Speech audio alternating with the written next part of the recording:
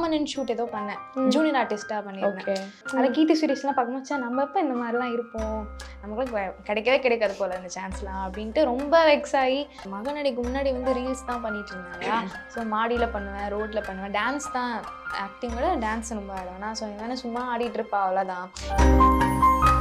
ஆடிஷனுக்கு முன்னாடி ஒரு ஆடிஷன் வைப்பாங்க, அப்போவே எனக்கு வந்து சின்ன ரோல் தான் கொடுத்தாங்க. அதுக்கே எனக்கு பயம் வந்துச்சு.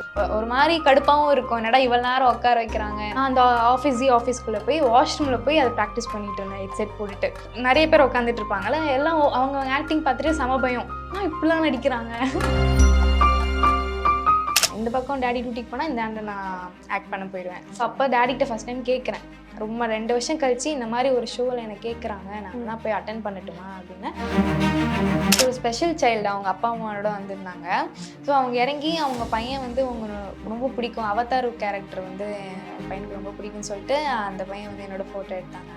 நான் பண்ண ஆக்ட் வந்து அன்னைக்குன்னு பார்த்து என்னோட டேவாக மாறிச்சது. ஸோ டேரக்ட் ஃபினாலே போனது எனக்கே பெரிய சர்ப்ரைஸாக இருந்துச்சு. எங்கள் அம்மாலாம் ரொம்ப பெருமைப்படுறாங்க, கோட்ரஸில் இருக்கிறவங்க எல்லாரும். எங்கள் அப்பா போலீஸு, ஸோ கோட்ரஸில் இருக்கிறவங்க எல்லாத்தையும் ரொம்ப என் பொண்ணு. லைகா புரொடக்ஷன்ஸ் சுபாஷ்கரன் வழங்கும் அஜித் குமார் நடிப்பில் விடாமுயற்சி உலகமெங்கும் வெற்றி நடை போடுகிறது. சம்மர் ஹாலிடேஸ் வந்தாச்சு, நம்ம ஜிடி ஹாலிடேஸும் வந்தாச்சு. GT holidays, South India's #1 travel brand. Hi Hemathi, எப்படி இருக்கீங்க? நல்லா இருக்கேன், நீங்கள் எப்படி இருக்கீங்க? நான் நல்லா இருக்கேன். ஃபர்ஸ்ட் ஆஃப் ஆல் கங்க்ராச்சுலேஷன்ஸ், மகா நடிகையில் வந்துட்டு ஃபர்ஸ்ட் பிளேஸ் ஜெயிச்சிருக்கீங்க. எப்படி இருந்துச்சு அந்த வின்னிங் மூமெண்ட்? எக்ஸ்பெக்ட் பண்ணீங்களா? எக்ஸ்பெக்டே பண்ணல. ஓகே. ஆக்சுவலாக ஃபைனல்ஸ் போனதே வந்து ஒரு பெரிய விஷயம். நான் ஃபைனல்ஸ் போனானே ஃபஸ்ட்டு தெரியாமல் தான் இருந்தேன். ஏன்னா செமிஃபைனல் டேரக்ட் ஃபைனல்லே நான் வந்து போனான்னு தெரியாமல் இருந்தது.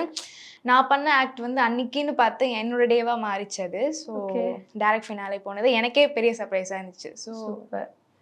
ஓகே. ஸோ மகா நடிகை வரத்துக்கு முன்னாடி நீங்கள் ஹேமதி யார், நீங்கள் வந்துட்டு உங்கள் ஸ்கூலிங் எங்கே பண்ணீங்க, எங்கே பிறந்து வளர்ந்தீங்க, அதை பற்றி சொல்லுங்கள். நான் வந்து சேலம்லேருந்து, என்னோட நேட்டிவ் வந்து சேலம். ஓகே. ஸ்கூல் காலேஜ் எல்லாமே சேலம் தான். சென்னை வந்து ரொம்ப ஆசை. ஸோ வந்து காலேஜ் முடிச்சுட்டு சென்னை வரலான்னு பார்த்தா லாக்டவுன், ஃபுல்லாக லாக்டவுன். அப்புறம் நான் அடுத்த மார்க்குக்கு எதுக்கு சென்னைன்னு சொல்லிட்டு இங்கே தான் இருந்தோம். ஸ்கூல் காலேஜ் ரெண்டுமே சேலம்ல தான்? சேலம் தான். ஓகே. ஸோ 12th முடிச்சுட்டு காலேஜ் சென்னை போகலான்னு பார்த்தா 12th எடுத்த மார்க்கு டேடி வேணாம் இங்கே படின்ட்டாங்க. ஸோ எல்லாமே சேலம் தான். காலேஜ் முடித்தோடனே எப்படியாவது சென்னை வந்துடணும் அப்படின்னு சொல்லிட்டு பிளேஸ்மெண்ட்லாம் காலேஜில் அட்டன் பண்ணேன். ஸோ ஃபஸ்ட்டு அட்டன் பண்ண ஆஃபீஸு சென்னை. ஸோ அது கிடைக்கும்னு நினச்சேன். கிடைச்ச உடனே காலேஜ் முடித்தோடனே அப்படியே சென்னை வந்துட்டேன். என்ன ஒர்க் பண்ணிட்டு இருந்தீங்க? நான் சதர்லேண்டில் BPO work. Okay. Okay. So உங்களுக்கு ஆக்டிங் மேலே எப்படி இன்ட்ரெஸ்ட் வந்துச்சு? 4th ஸ்டாண்டர்ட்லேருந்து ஆக்டிங்னா ரொம்ப பிடிக்க ஆரம்பிச்சது. ஏன்னு கேட்டால் சுறா படம் பார்த்து எனக்கு ஆக்டிங் மேலே ரொம்ப இன்ட்ரெஸ்ட் வந்தது. ஏன் சுறா படம்? சுறானா நான் ரொம்ப பெரிய விஜயனா ஃபேனு. அதுவும் இல்லாமல் அதில் காமெடி சீன்ஸ், விஜயோட அந்த மேனரிசம்லாம் நல்லாயிருக்கும். அது இல்லாமல் தமனோட ஆக்டிங் எனக்கு ரொம்ப பிடிக்கும். நம்மளும் ஒரு ஹீரோயினாக இருந்தால் எப்படி இருக்கும் அப்படின்ட்டு அதுலேருந்து சின்ன வயசுலேருந்து ரொம்ப பிடிக்கும். நிழல் பார்த்து நடிப்பேன், கண்ணாடி பார்த்து நடிப்பேன், அந்த மாதிரி டைலாக்ஸ்லாம் பார்த்து. டான்ஸும் அதே மாதிரி விஜயனா பார்த்து தான் நானே கற்றுக்கிட்டேன். ஓகே. ஸோ இப்போது ஆக்டிங் மேலே பேஷன் உங்களுக்கு 4thலேருந்தே இருக்குன்னு சொல்கிறீங்க. வீட்டில் எப்படி மீடியா ஃபீல்டுக்குள்ளே தான் போகிறேன்ட்டு அப்போவே சொன்னீங்களா, இல்லை எப்படி? ஆக்டிங் பிடிக்கும், பட் இந்த மாதிரி நம்மளாம் ஒன்று எக்ஸ்பெக்ட் பண்ணல. அப்போ டிக்டாக் வந்த டைம்ல 11th ஸ்டாண்டர்டா என்னமோ சும்மா ஒரு டான்ஸ் பண்ணேன், அவ்வளோதான். அதில் வியூஸ் அதிகமாக போனால் நான் பரவாயில்ல, நமக்கு தான் இந்த மாதிரி லைக்ஸ் வருதே அப்படின்னு சொல்லிட்டு லைக்ஸ்க்காக ஆரம்பிச்சது தான் டிக்டாக்கு. ஸோ அது வந்து ரிலேட்டிவ் சைடு பார்த்து எங்கள் அப்பா கிட்ட சொல்லி அப்பா அதுலேருந்து கொஞ்சம் திட்டினாங்க, இதெல்லாம் பண்ணாத, வேண்டாம், நம்ம ஃபேமிலிக்கு எதுக்கு இதெல்லாம் அப்படின்னு. நான் தெரியாமல் பண்ணுவேன். ஓகே. எனக்குன்னு ஃபோன் இருக்காது, அம்மா ஃபோன் தான். அம்மா ஃபோனில் தான் டிக்டாக்லாம் பண்ணுவேன். அதை ரீசார்ஜ் பண்ண மாட்டார், அந்த மாதிரி பண்ணுறேன்னு. நான் தெரியாமல் போய் ரீசார்ஜ்லாம் பண்ணி டிக்டாக் பண்ணுவேன். அது கண்டுபிடிச்சி ரொம்பலாம் பிரச்சனை பண்ணுவார். தெரியாமல் அப்புறம் ஷார்ட் ஃபிலிம்ஸ், ஆல்பம்ஸ் இதெல்லாம் பண்ணுவேன். இந்த பக்கம் டேடி டியூட்டிக்கு போனால் இந்த ஆண்டை நான் ஆக்ட் பண்ண போயிடுவேன். ஓகே. ஸோ அப்போ அப்பா வந்துட்டு ஃபுல்லாக ஸ்ட்ரிக்டாக இருந்தார். உங்களோட வீடியோஸ் நீங்கள் எது போட்டாலும் எதிர்ப்பார், வேண்டான்னு சொல்லுவார். ஸோ அப்போ எப்படி வீட்டில் சிச்சுவேஷன் எப்படி இருக்கும், எப்படி ஹேண்டில் பண்ணீங்க? அது ரொம்ப கஷ்டமாக தான் இருந்தது. எல்லா ரிலேட்டிவ்ஸ் ஐடியாஸ்லாம் நோட் பண்ணி அவங்களெல்லாம் பிளாக் பண்ணி விட்டோம். எதுலையாவது மாட்டிப்பேன், கண்டுபிடிப்பாரு. திட்டினாலும் திட்டு வாங்கிப்பேன். அடிக்க மாட்டார். அடித்ததுன்னா எப்போயோ நான் ஒரு வாட்டி காலேஜ் ஃபஸ்ட் இயர் என்னமோ தெரியாமல் ஃபோன், எங்கள் வீட்டில் எனக்கு ஃபோன் வாங்கி தரல, இந்த மாதிரி பண்ணுறேன் அப்படின்னு. ஸோ ஃப்ரெண்ட்ஸ் கிட்ட தான் காசு கலெக்ட் பண்ணி தெரியாமல் ஒரு ஃபோன் வச்சுருந்தேன். அது வீட்டில் மாட்டி ஃப்ரெண்ட்ஸ் கிட்ட காசு கலெக்ட் பண்ணி ஒரு ஃபோனே வாங்கிட்டீங்க. அவ்வளோ காசு வந்துச்சு உங்களுக்கு? வீடியோஸ் பண்ணுறதுக்காக. ஃப்ரெண்ட்ஸ்லாம் வெயிட்டான ஃப்ரெண்ட்ஸ் தான் அதனால தந்தாங்க. சரி. ஸோ டியூட்டி முடிச்சுட்டு வராங்க, நான் ஃபோன் பார்த்துட்டே அப்படியே போய் மாட்டிக்கிட்டேன். ஸோ அந்த டைம் அப்பதான் நான் அடிச்சார். அதுக்கப்புறம் நான் பெரிய சம்பவம் ஆயிடுச்சுல அப்போ. ஓகே. ஸோ அப்படி ஸ்ட்ரிக்டா ஃபோன்ல ஒரு வீடியோ கூட போட்டு வைக்கணும் பண்ணக்கூடாதுன்னு சொன்ன அப்பா வந்துட்டு இப்போ மகாநடிகளை வின் ஆயிட்டீங்க. ஸோ இந்த டைம்ல அப்பா எப்படி ரியாக்ட் பண்ணாரு?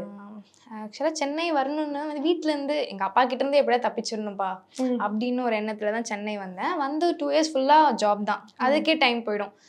நான் ரொட்டேஷனல் ஷிஃப்டா, ஸோ நைட் ஷிஃப்ட்லாம் பார்த்தா ரொம்ப டயர்டாயிடும். ஸோ அதனால ஃபுல்லாகவே இதிலே இருக்கலாம் எனக்கு எதுக்கு அப்படின்னு மாமன் ஷூட் ஏதோ பண்ணேன், ஜூனியர் ஆர்டிஸ்டாக பண்ணியிருந்தேன். ஸோ அந்த டைம்லாம் பண்ணும்போது நம்ம இதே தான் இருப்போம் போல, அதை கீர்த்தி சீரிஸ்லாம் பார்க்கும்போது நம்ம எப்போ இந்த மாதிரிலாம் இருப்போம், நமக்குலாம் கிடைக்கவே கிடைக்காது போல இந்த சான்ஸ்லாம் அப்படின்ட்டு ரொம்ப வெக்ஸ் ஆகி இதெல்லாம் நமக்கு வேணாம், ஜாபே போதும் அப்படின்றது சென்னையில் இருந்தேன். ஸோ அந்த மாதிரி டைமில் தான் சாம்னு ஒருத்தவங்க ஜி சேனல்லேருந்து, ஸோ அவங்க தான் என்னை அப்ரோச் பண்ணாங்க இன்ஸ்டாவில். நான் வீடியோஸ் பண்ண வேண்டியதான் பண்ணிட்டு தான் இருந்தேன். ஸோ அதை மாதிரி பார்த்துட்டு இது பண்ணாங்க. ஸோ அப்போ டேடிக்கிட்ட ஃபஸ்ட் டைம் கேட்குறேன், ரொம்ப 2 வருஷம் கழிச்சு இந்த மாதிரி ஒரு ஷோவில் என்னை கேட்குறாங்க, நான் போய் அட்டன் பண்ணட்டுமா அப்படின்னு. டக்குன்னு ஓகே சொல்லிட்டாங்க. எனக்கு ஆச்சு என்னடா மேபி ஒர்க் போயிட்டு கொஞ்சம் ஸ்டேபிளாக இருக்கிறனால ஓகே சொன்னாங்களா என்னமோ தெரியல, ஓகே சொல்லிட்டாங்க. அப்பயும் ஒரு மாதிரி இச்சா இதுக்காகவே செலக்ட் ஆகிடணும் அப்படின்னு. ஓகே. ஸோ இப்போ மகாநடிகைக்குள்ளே நீங்கள் என்ட்ரு ஆகிட்டீங்க ஃபேமிலி சப்போர்ட்டோட.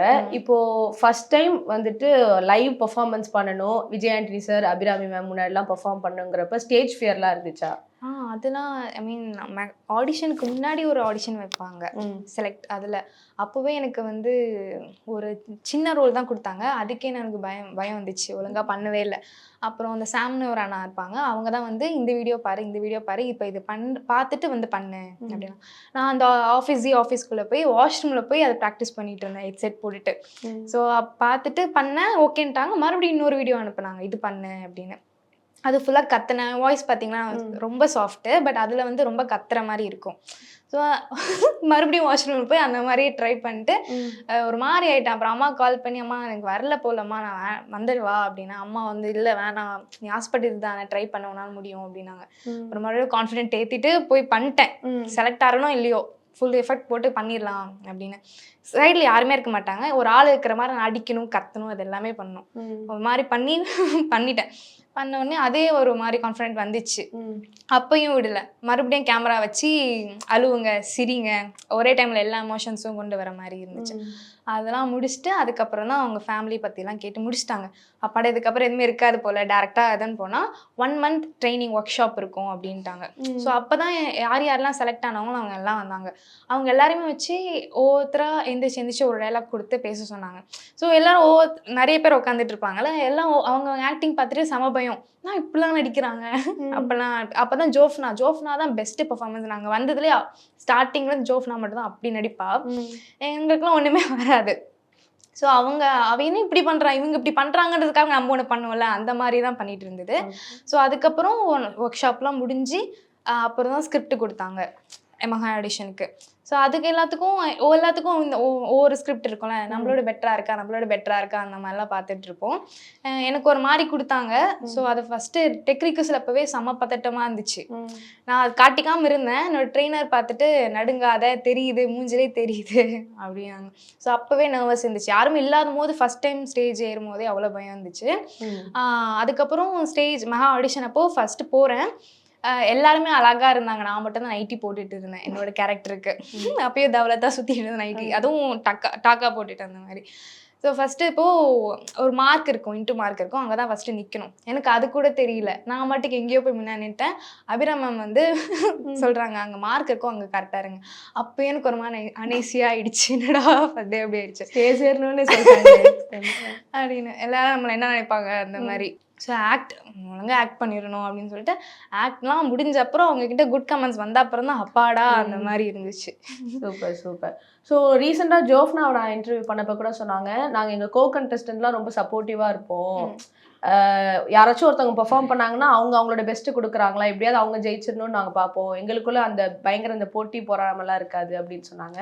ஸோ நீங்கள் சொல்லுங்கள். ஸ்டார்டிங்கில் அப்படிலாம் எதுவுமே இல்லை, எல்லாருமே ஜாலியாக தான் இருந்தோம். ஒரு 3 எபிசோட் வரைக்கும் எல்லாருமே அவங்க பண்ணுறது அவங்க தான், அந்த மாதிரி தான் இருந்தது.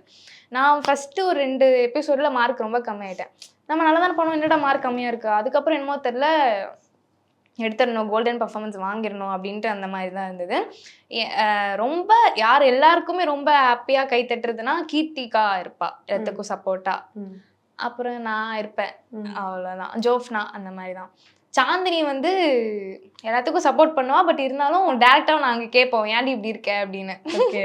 அப்படி மலைப்பா அந்த மாதிரி. ஸோ நான் பார்த்து உங்களோட பெர்ஃபார்மன்ஸில் வந்துட்டு என்னோட பர்சனல் ஃபேவரட் அப்படின்னா ஆசிட் அட்டாக்கா ஒன்று நடிச்சிருப்பீங்க, அப்புறம் தெருக்கூத்து. ஸோ இது ரெண்டும் எனக்கு ரொம்ப பிடிச்சிருந்துச்சு. ஸோ இந்த பெர்ஃபார்மன்ஸ் பண்ணும்போது கூட ஆடியன்ஸ் கூட ரொம்ப எமோஷ்னலாக இருந்தாங்க. ஸோ அந்த பெர்ஃபார்மன்ஸ் பண்ணும்போது எப்படி இருந்துச்சு, அதை பற்றி சொல்லுங்கள். தெருக்கூத்து வந்து எனக்கு தெரியவே தெரியாது. எங்கள் அம்மா வயசில் இருக்கும் போதெல்லாம் அதெல்லாம் தெரியும் போல. எனக்கு அது என்னன்னு கூட தெரியல. தெருக்கூத்துனா நான் வேற மாதிரி நினச்சிக்கிட்டேன். அப்புறம் வந்து ரிஹர்சல் டைமில் அந்த தெருக்கூத்து பண்ணுறவங்களே வந்தாங்க. ஸோ அப்போ தான் இதுதான் போல அப்படி இருந்தது. அதுக்கு ப்ராக்டிஸ் பண்ண போய் செம்ம வெயிட் அதை போட்டுட்டு ஆடுறதுக்கு, அந்த ஸ்லாங்கு பாடி இது பண்ணுறதுக்கு அதெல்லாம் ரொம்ப கஷ்டம் வந்தது. எனக்கு வரவும் இல்லை, அந்த வாக் மாதிரி பண்ணுவோம் அதெல்லாம் வரவே. அப்புறம் சரவண விக்ரம் தான் சொன்னார். 2 பேரும் இப்படி வட்டம் நடந்து ப்ராக்டிஸ் பண்ணி. அவர் தான் உங்களோட பேரில் அதில் வந்து மிங்கலாக இருந்தார். ஓகே. ஸோ அப்போது வெளியே அந்த மாதிரி ப்ராக்டிஸ் பண்ணி ஒரு மாதிரி செட் ஆஃப் கொண்டு வந்துட்டோம். நாளைக்கு இதுனா இன்றைக்கி தான் அந்த ப்ராக்டிஸே பண்ணுறோம். ஸோ நைட்டுக்குள்ளே நல்லா ஒரு அந்த ஃபார்முக்கு வந்தாச்சு, அந்த ஸ்லாங்கும் பாடியாச்சு. அவங்களும் அந்த சொல்லிக் கொடுக்குறவங்களும் அந்த தெருக்கூத்துல இருக்கிறவங்களும் பரவாயில்ல நல்லா பண்ணுறியே, உனக்கு எதனா வருது அப்படின்னு. நமக்கு வருது போல், சரி பண்ணிடலாம் அப்படின்றது. அது ஸ்டேஜில் பண்ணும்போதெல்லாம் ஒரு செம்ம டிஃப்ரெண்ட் ஃபீல். அந்த மாதிரி ஆடிக்கிட்டே பாடுறது, அந்த தூய தமிழ் எனக்கு சுத்தமாக வராது. அதில் கொஞ்சம் ஒரு டைலாக், ஒரு சீன் மட்டும் அதில் நார்மல் தமிழ் வரும், பட் அந்த நாடகமாக பண்ணும்போது ஒரு தூய தமிழ் வரும். அதெல்லாம் பயந்துட்டே இந்த ஒழுங்காக பண்ணுவேன் நான். அதில் பாடி லாங்குவேஜ் தான் மெயினே. நான் வந்து ஒரு ராஜா, கீர்த்திகா வந்து ராணி. ஸோ அப்போ வந்து ராஜா மாதிரி ஒரு இது இருக்கணும்ல, அந்த பாடி லாங்குவேஜ்லாம் அதெல்லாம் கொண்டு வர கொஞ்சம் ஒரு மாதிரி இருந்தது. அப்புறம் பண்ணிட்டேன். ஓகே. ஸோ இது தவிர்த்து வந்துட்டு ஆஃப் கேமராவில் என்னென்ன ஃபன்னு அது மாதிரிலாம் எதாவது நடக்குமா செட்டில் ஃபுல்லாக ஃபன் தான். நாகராஜன் ஒருத்தர் பேர், சாந்தினியோட பேர், அவர் தான் ஃபுல்லாக ஃபன் பண்ணுவார். அவரை சுற்றி எல்லாரும் இருந்தாங்கன்னா அந்த செட்டே ஃபன்னாக தான் இருக்கும். நார்மலாக கலாய்ச்சிக்கிட்டு ஸ்கிரிப்டை பற்றி பயப்படவே மாட்டோம். பார்த்துக்கலாம் அப்படி அந்த மாதிரி தான் இருந்தது. லாஸ்ட்டாக பார்த்தா அந்த மாதிரி யாருமே இல்லை, எல்லாருமே ரூம்குள்ளே போய் எல்லாம் படிச்சுட்டு இருந்தேன், ஸ்கிரிப்டை ப்ராக்டிஸ் பண்ணிட்டு இருக்காங்க. ஏன்னா இப்படி ஆயிட்டாங்க அப்படின்னு. ஸோ அப்போ தான் அந்த காம்படிஷன் வரப்போ தான் ரொம்ப பிஸியாக இருந்தது. அது வரைக்கும் கொஞ்சம் ஜாலியாக தான் இருக்கும். ஓகே. இப்போ சரி, நம்மளோட பெஸ்ட்டை கொடுக்கணுன்ட்டு ஒரு பெர்ஃபார்மன்ஸ் அப்போ ஏறி ஏதாவது சொதப்பலான மூமெண்ட் அந்த மாதிரி ஏதாவது இருக்கா? என்னோட பேர் நானும் சபரிஷும், எங்கள் 2 பேருக்குமே தமிழ் வரவே வராது. நார்மலாகவே பேசுறதே உச்சரிப்பு ஒழுங்காக வராதா, தூய தமிழ் சுத்தம். ஏன்னா அவரும் கேரளா, அவளுக்கும் வராது. டிவோஷனல் ரவுண்ட் ஒன்று பண்ணியிருந்தோம். நான் சிவன் பார்வதி கேரக்டர். ஸ்டேஜ்லேயே சொதப்பணும். அவர் வந்து டைலாக் சொதப்பினா, நானும் சொதப்பினேன். டான்ஸ் மூலிமா தான் நாங்கள் அதில் மேனேஜே பண்ணோம். ஸோ அந்த மாதிரி ரொம்ப சொதப்பியும் அதில் ரொம்ப கேவலமாக மார்க் கொடுக்காம நார்மலாக ஒரு மார்க் கொடுத்தாங்க. ஓகே. ஸோ காலேஜில் வந்துட்டு ஏதாவது உங்களுக்கு ப்ரொபோசல்ஸ்லாம் வந்திருக்கா? என்ன ஃபன்லாம் பண்ணுவீங்க? 5th ஸ்டாண்டர்ட்லேருந்து ப்ரொபோசல் வந்திருக்கு. 12th ஸ்டாண்டர்ட் வரைக்கும் அந்த ப்ரொபோசல் ரிஜெக்ஷன் இதெல்லாம் வந்திருக்கு. காலேஜில் 6 months தான் ஏதாவது போயிருப்பேன். அதுக்கப்புறம் ஃபுல்லாக லாக்டவுன் தான். ஸோ காலேஜ் போகும்போதெல்லாம் டிக்டாக் அப்போ ஃபேம்னால யாரும் ப்ரொப்போஸ்லாம் பண்ணல, டேரெக்டாக வந்து இன்ஸ்டா ஐடி தான் கேட்பாங்க. ஸோ 12th வரைக்கும் தான் அந்த ப்ரொப்போசல் தான் காலேஜ். ஸோ மகாநடிகை செட்டில் வந்துட்டு விஜய் ஆண்டனி சார்லாம் என்ன பண்ணுவார்? உங்கள் பர்ஃபார்மன்ஸ்க்குலாம் என்ன சொல்லுவார்? அதை பற்றி சொல்லுங்கள். விஜய் ஆண்டனி சார் வந்து ரொம்ப காம். யார் ஹர்ட் ஆகக்கூடாதுன்னு சொல்லிட்டு ஃபுல்லாகவே பாசிட்டிவ் கமெண்ட் தான் சொல்லுவாங்க. நெகட்டிவாக எதுவுமே சொல்ல மாட்டாங்க. நெகட்டிவாக இருந்த மாதிரி கூட இன்னும் கொஞ்சம் எதாவது பெட்டராக பண்ணியிருக்கலாம்ப்பா, இது ஓகே தான், பட் இன்னும் உங்ககிட்ட கொஞ்சம் எதிர்பார்த்தேன், அந்த மாதிரி தான். 3 ஜட்ஜஸில் நீங்கள் யார் பெட்டு? அபிராம் மேம்க்கும் சரிதா மேம்க்கும் ரொம்ப பெட்டுனா. சூப்பர். 2 பேருமே எனக்கு ரொம்ப பிடிக்கும். ஆக்சுவலாக எப்போ பார்த்தாலுமே என் கண்ணு அழகாக இருக்குன்னு சொல்லிட்டே இருப்பாங்க. ஸ்டேஜுக்கும் சரி ஆஃப் ஸ்டேஜுக்கும் சரி ரொம்ப ஜாலியாக ரொம்ப கனெக்டாக இருப்பாங்க எனக்கு. சூப்பர். இப்போது மகாநடிகை முடிஞ்சிருச்சு, செட்டு அந்த பர்ஃபார்மன்ஸ் எல்லாத்தையும் மிஸ் பண்ணுறீங்களா? ரொம்ப மிஸ் பண்ணுறேன். EVP தான் செட்டை தான் ரொம்ப மிஸ் பண்ணுறேன். ஏன்னா பர்ஃபார்மன்ஸை விட பழக்க வழக்கம் வந்து ரொம்ப ஃப்ரெண்ட்ஷிப் தாண்டி ஒரு பாண்ட் இருக்கும் எல்லாருக்கிட்டையும். அதை ரொம்ப மிஸ் பண்ணுறேன். நான் ரொம்ப க்ளோஸாக பழகுன்னா அகஸ்தியா கிட்ட தான் ரொம்ப க்ளோஸாக பழகுவேன். ஸோ அவளை தான் ரொம்ப மிஸ் பண்ணுறேன். அப்படியா? டச்சில் தானே இருக்கீங்க? டச்சில் தான் இருக்கேன். பட் அந்த மாதிரி EVP நானும் அவ்வளோ தான் சீக்கிரமாக வருவோமே. வந்துட்டு அங்கே ப்ரொடக்ஷன் கொடுக்குற டீயை குடிச்சிட்டு வெயிட் பண்ணிவிட்டு அந்த மாதிரி ஒரு மாதிரி கடுப்பாகவும் இருக்கும். என்னடா இவ்வளோ நேரம் உட்கார வைக்கிறாங்க. ஏன்னா காலையில் வந்துட்டு நைட்டு வீட்டுக்கு போக 12 o'clock ஆகிடும் டெய்லியும் ப்ராக்டிஸ் முடிச்சுட்டு போக. ஸோ அந்த இதெல்லாம் ரொம்ப மிஸ் பண்ணுறேன். அவங்க அந்த ப்ரெஷர் பண்ணுறதும் ரொம்ப மிஸ் பண்ணுறேன். இப்போ ரொம்ப ஃப்ரீயாக இருக்க மாதிரி இருக்குல்ல. ஓகே, அது இப்போ போர் அடிக்கிறது. அப்போ அந்த மாதிரியே இருந்திருக்கலாமே. ஸோ நீங்கள் சேலம்லேருந்து வந்தேன்னு சொன்னீங்க. அந்த டைமில் வந்துட்டு ஊர்க்காரங்களும் சரி ஃபேமிலி பெருசாக வந்துட்டு இதெல்லாம் எதுக்கு மீடியா எதுக்குங்கிற மாதிரி தான் சொல்லியிருப்பாங்க. இப்போ ஜெயிச்சதுக்கப்புறம் நீங்கள் அங்கே போனப்போ உங்கள் ஃபேமிலி சைடு ஊர்க்காரங்களை எப்படி வரவேற்றாங்க அதை பற்றி சொல்லுங்கள். மகனடிக்கு முன்னாடி வந்து ரீல்ஸ் தான் பண்ணிட்டு இருந்தேன் இல்லையா. ஸோ மாடியில் பண்ணுவேன், ரோட்டில் பண்ணுவேன், டான்ஸ் தான். ஆக்டிங் விட டான்ஸ் ரொம்ப ஆடுவேன். நான் இவனை சும்மா ஆடிட்டு இருப்பா அவ்வளோதான். என் ஆஃபீஸில் கேட்பாங்க உனக்கு வந்து நல்லா இதுன்னு கிடைக்கல பட் ட்ரை பண்ணிட்டே. ஆஃபீஸ்லேயும் நான் டான்ஸ்னால் என்னோட ஒர்க்கை முடிச்சுட்டு கூட ரொம்ப எக்ஸ்ட்ரா டைம் எடுத்து டான்ஸ் ப்ராக்டிஸ் பண்ணுவேன் நான் ஆஃபீஸில். ஸோ அந்த மாதிரி இவன் நல்லா டெடிக்கேஷனாக இருக்கா பட் அவளுக்கு எதுவுமே ஒரு கரெக்டான பிளாட்ஃபார்ம் கிடைக்கல அந்த மாதிரி சொல்லிட்டே இருப்பாங்க. ஸோ இப்போ வின்னர் ஆனதே வந்து ஃப்ரெண்ட்ஸ்க்கு ரொம்ப ஹாப்பி. சரி நம்ம ஃப்ரெண்ட் இந்த மாதிரி ஆகிட்டா. எங்கள் அம்மாலாம் ரொம்ப பெருமைப்படுறாங்க. கோட்ரஸில் இருக்கிறவங்க எல்லோரும், எங்கள் அப்பா போலீஸு. ஸோ கோட்ரஸில் இருக்கிறவங்க எல்லாத்தையும் ரொம்ப ஏன் பொண்ணு அந்த மாதிரி அவங்களும் வந்து எங்கள் கோட்ரஸில் இருக்கிற பொண்ணு அந்த மாதிரி ரொம்ப இதாக பேசிகிட்டு இருக்காங்க. பெருமையாக இருக்குது. முன்னெல்லாம் கண்டுக்கவே மாட்டாங்க. சும்மா ஆடிட்டு இருந்தால் என்னமோ ஆடுது போல மேலே அப்படின்னு நினைப்பாங்க. இப்போலாம் அப்படி இல்லை. மற்றவங்கள்ட்ட இவன் இந்த பொண்ணு எங்கள் கோட்டஸ் தான் இருக்கா, இந்த பொண்ணு என் சொந்தக்கார பொண்ணு அந்த மாதிரி ரொம்ப இதாக பேசுகிறாங்க. Super super. ஸோ லைக் மகாநடிகைக்கு அப்புறம் ஏதாவது ஃபேன் மூமெண்ட்டு அந்த மாதிரி ஏதாவது நடந்திருக்கா உங்களுக்கு? ஃபேன் மூமெண்ட் அப்படிலாம் எதுவும் இல்லாட்டி யாராச்சும் வந்துட்டு உங்களோட பெர்ஃபார்மன்ஸை பற்றி அப்ரிஷியேட் பண்ணி பப்ளிக் யாராவது அப்ரிஷியேட் பண்ணி கண்டுபிடிச்சி ஏதாவது எனக்கு ரொம்ப ஹிட் ஆனது வந்து நானும் என் ஃப்ரெண்ட்ஸும் வெளியே பேசிகிட்டு இருந்தோம். ஒரு எந்த ரோடு மவுண்ட் ரோட் கிட்ட. ஸோ ஒரு ஸ்பெஷல் சைல்டு அவங்க அப்பா அம்மாவோட வந்திருந்தாங்க. ஸோ அவங்க இறங்கி அவங்க பையன் வந்து அவங்க ரொம்ப பிடிக்கும், அவதார் கேரக்டர் வந்து என் பையனுக்கு ரொம்ப பிடிக்கும்னு சொல்லிட்டு அந்த பையன் வந்து என்னோட ஃபோட்டோ எடுத்தாங்கனால. ஸோ மகாநடிகை ஃபினாலேல அம்மா அப்பா வந்திருப்பாங்கல்ல கண்டிப்பாக. ஸோ நீங்கள் வின்னர் அப்படின்ட்டு அனௌன்ஸ் பண்ணப்போ அவங்க ரியாக்ஷன் எப்படி இருந்துச்சு?